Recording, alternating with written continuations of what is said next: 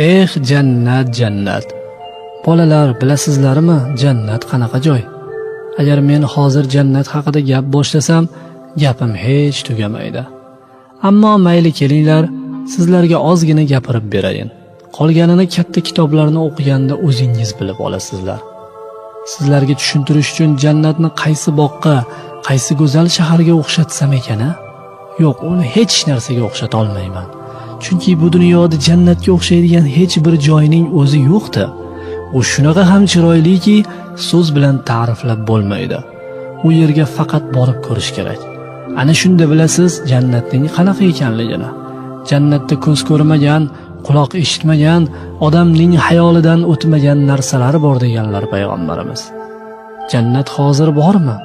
Ha, jannat hozir bor. U 7 qavat osmonning ustida, Alloh arshining ostida. U nihoyatda chiroyli bog'lardan, sharqirab oqayotgan daryolardan, ajoyib shahar va mamlakatlardan, soya salqin oromgohlardan iborat.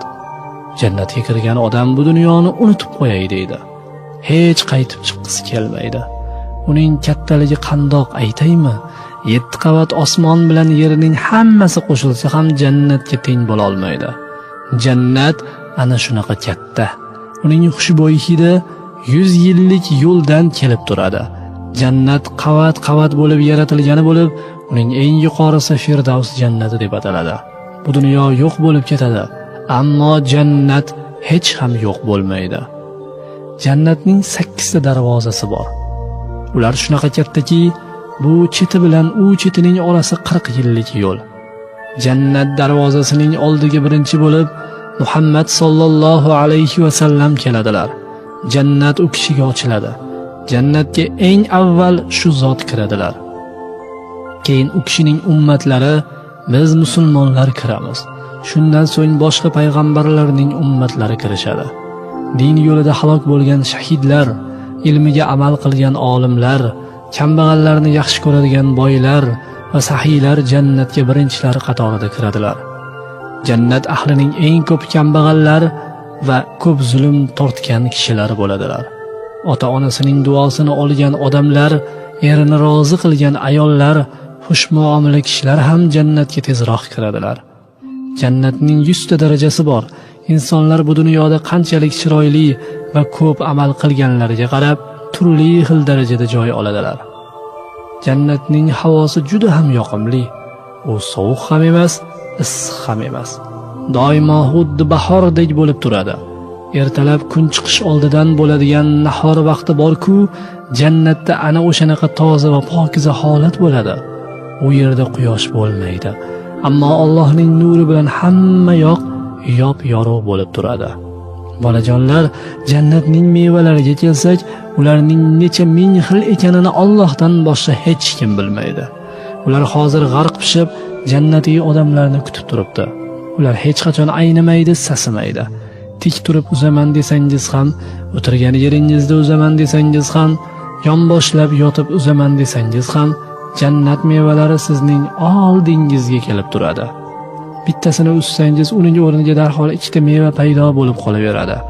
Ular shunaqa ham shirinki, mazasi og'zingizdan hech ham ketmaydi. Agar go'sht yegingiz kelib qolsa, oldingizga turli qushlar uchib kelishadi va tilga kirib, sizga o'zlarini tanishtira boshlaydilar. Men falon qushman, falon narsadan yeb katta bo'lganman, go'shtim rosa shirin, meni yeng deydi bittasi. Men falon gullarni yeb o'sganman, mening go'shtim juda ham shirin, meni yeng deydi boshqasi. Siz qaysi birini tanlasangiz, u o'sha zahoti pishib, tillalaganda oldingizga keladi. Yeb bo'lishingiz bilan u yana tirilib, uchib ketaveradi. Jannatda bitta odamga 1000 ta xizmatchi bo'ladi. Ular har gal ovqat olib kelishganda 70 xil tillalaganda turli ovqatlar, son-sanoqsiz qadahlarda ichimliklar keltirishadi. Tanlagan taomingizdan istaganingizcha yeyaverasiz. Xohlagan ichimligingizdan mirqib ichaverasiz. Qorningiz to'lib ketmaydi. Ovqatdan keyin hojat ushatish, yozilish bo'lmaydi. Yegan ovqatingiz yengil terga aylanib, o'zi chiqib ketaveradi. Tanangizdan chiqqan terdan ajoyib atirning hidi keladi. Jannatda burun qoqish tuflash, yo'talish, shamollash, kasal bo'lish yo'q. Alloh u yerda hamma odamlarga yangidan tana paydo qilib beradi. Badaningizda qon, yiring, balg'am bo'lmaydi. Nafas olib nafas chiqarganingizda og'zingizdan o'z-o'zidan hamd sano va tasbih chiqaveradi. Jannatda har bir insonga ovqat yeyish, ichish va boshqa ishlar uchun 100 ta odamning kuchi berib qo'yiladi. Bunday yaxshiliklar bu dunyoda harom narsalar yemagan, harom ishlarni qilmagan, Alloh va Rasulining aytganlarini qilib o'tgan, nafsini tiygan insonlar uchun tayyorlab qo'yilgan. Bolajonlar, jannatga kirishda kampirlar yosh qizlarga aylanadilar, chollar yigit bo'ladilar, soqollari bo'lmaydi. Jannatda hamma odamlar bir xilda, 33 yoshda bo'ladilar. Hech ham qaramaydilar, o'lmaydilar. Doimo yosh va chiroyli bo'lib yuraveradilar. Jannatda bir bozor bo'ladi, u yerda hech nima sotilmaydi, ammo har xil chiroyli odamlarning suratlari bo'ladi. O'sha yerga borib, qaysi surat sizga yoqsa o'shani tanlaysiz. Siz o'sha suratdagi chiroyli odamga aylanasiz. Shunday qilib hamma o'zi xohlagancha chiroyli bo'lib qoladi. Jannatda bitta dengizda suv, bitta dengizda sut, yana bir dengizda asal, boshqa dengizda boshqa ichimliklar bo'ladi. Ana o'sha dengizlardan daryolar oqib yotadi. Daryolar uylarning ostidan oqib o'tadi, ammo hech kimga zarar qilmaydi. Odamlar uylardan turib tomosha qilib o'tiradilar. U yerda yana bir daryo bor. U daryoning labida chiroyli qizlar bo'ladi. Ular juda chiroyli ovoz bilan ashula aytishadi. Odamlar kelib ularning ashulalarini eshitadilar. Bunaqa ovozni dunyoda hali hech kim eshitmagan. O'sha qizlardan qaysi biri kimga yoqib qolsa, Alloh uni o'sha odamga hadya qiladi.